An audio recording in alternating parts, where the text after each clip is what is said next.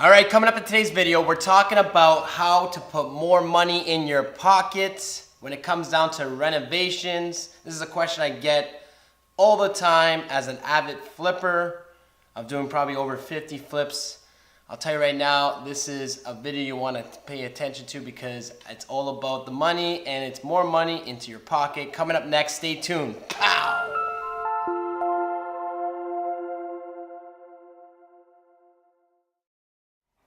All right, Michael Jacobs here. Welcome to the channel. If you are new to the channel, make sure you subscribe, hit that notification button for more great tips with real estate related topics. Now, today we're talking about putting more money into your pocket when it comes down to renovating, whether you're sprucing up your house or maybe working on a rental or maybe you just bought your next flip.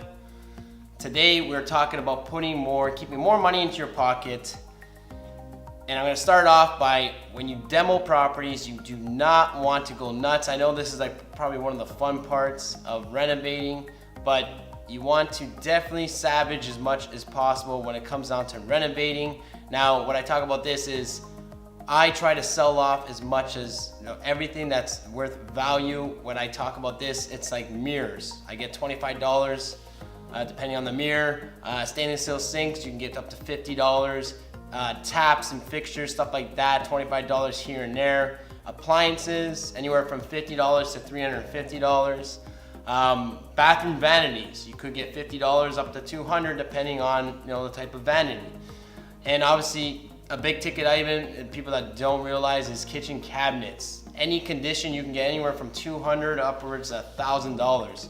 When you add all this stuff up, this is money that's going back into your pocket for your profit, or maybe to spend on more upgrades of what you're doing with the property. Now, my second tip is visiting your local restores like Habitat Now, my second great tip is visiting your local restores like Habitat for Humanity. Now, this is a store that accepts donations for tax receipts. You can virtually go into these stores and get brand new items such as windows, doors, tiles, bathroom fixtures, vanities. I've even gone and picked up full kitchen cabinets with even countertops on it, even if it's sometimes even granite.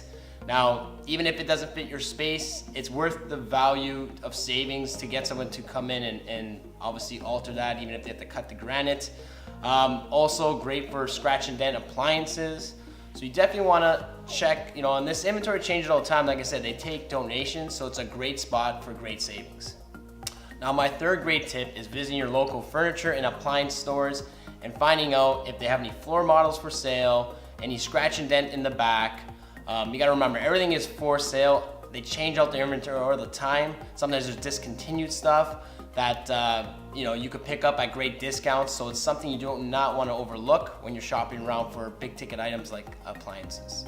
Now, my fourth tip is doing it yourself on certain items, cosmetic mainly. You don't want to tackle too many big projects that are going to obviously, one, take up too much time and maybe compromise the actual structure of the house.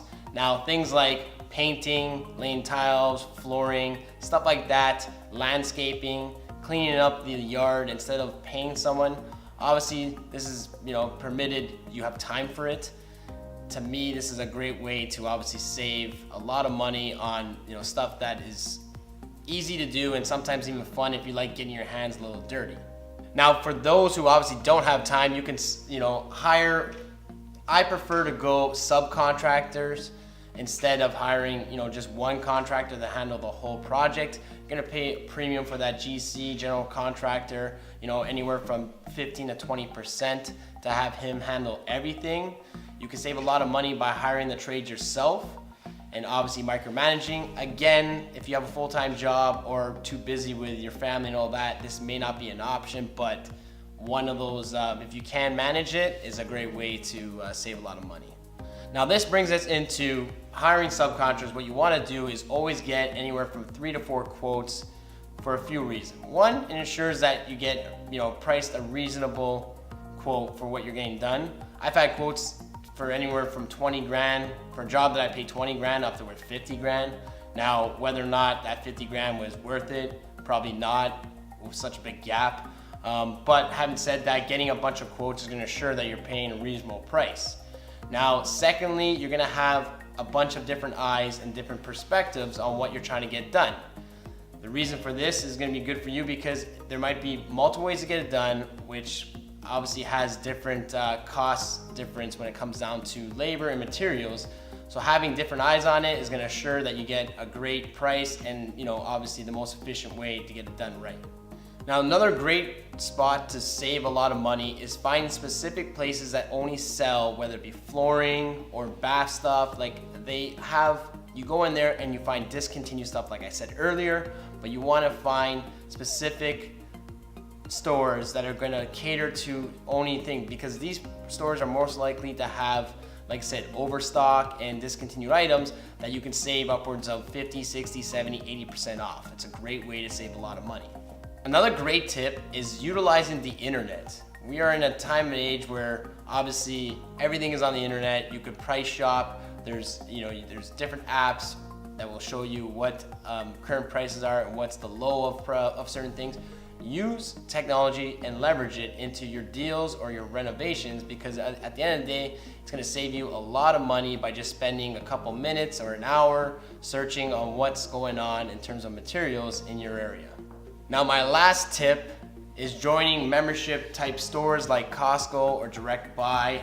These places, to me, if you're doing a lot of renovations or even just some certain items, the price that you get is sometimes hard to beat, and especially quality. It's because at the end of the day, they factor in, they have a small margin they're trying to make, and they, like for instance, Costco has a really high quality for all their products.